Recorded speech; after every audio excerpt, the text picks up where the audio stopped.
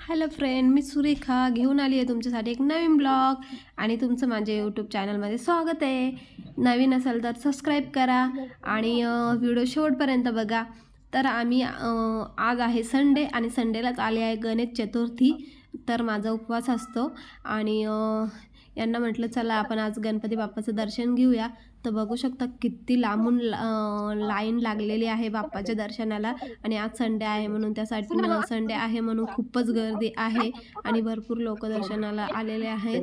तर आम्ही घरून असं विचार केला होता की लवकर जाऊया म्हणजेच बाप्पाचं लवकर दर्शन होईल, पण आमचं आवरताच खूप लेट झालं. घरून लेट आलो, मग इकडे पोचलो लेट आणि बघू शकता किती लाईन आहे. तर मग आम्ही देवबाप्पासाठी थाळ घेतली.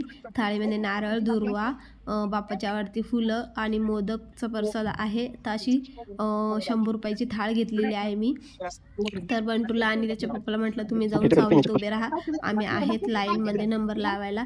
तर मी खुशी लाईनमध्ये उभा आहोत आणि खूपच ऊन लागतंय म्हणून यांना म्हटलं की तुम्हीच व्हिडिओ शूट करा माझ्या चॅनलसाठी. आणि बघू शकता किती मोठी लाईन आहे. आम्ही सकाळी 9:30ला लाईनमध्ये उभं होतो. तर आमचं दर्शन झालं पावणे एक वाजता आमचं दर्शन झालं. म्हणजेच बघू शकता किती आम्ही लाईनमध्ये उभं होतो, किती टाईम 2-3 तास तर लाईनमध्येच उभं होतो. आणि खूप असा म्हणतात ना की उपवास घडला म्हणजे मला. आणि एवढं एकतर लाईनमध्ये उभं राहून चक्कर आल्यासारखं होत होतं. तर फायनली आमचं दर्शन झालं आणि बाप्पाचं दर्शन पण 2 मिनिटं पण घेऊ दिलं नाही. पटापट काढून देतात मंदिरामधनं. मग आम्ही दर्शन घेतलं, बाहेर पण आजूबाजूला बाप्पांचे मंदिर आहेत तिकडे पण दर्शन घेतलं. आणि दर्शन घेऊन मग आम्ही घरी निघालो. आणि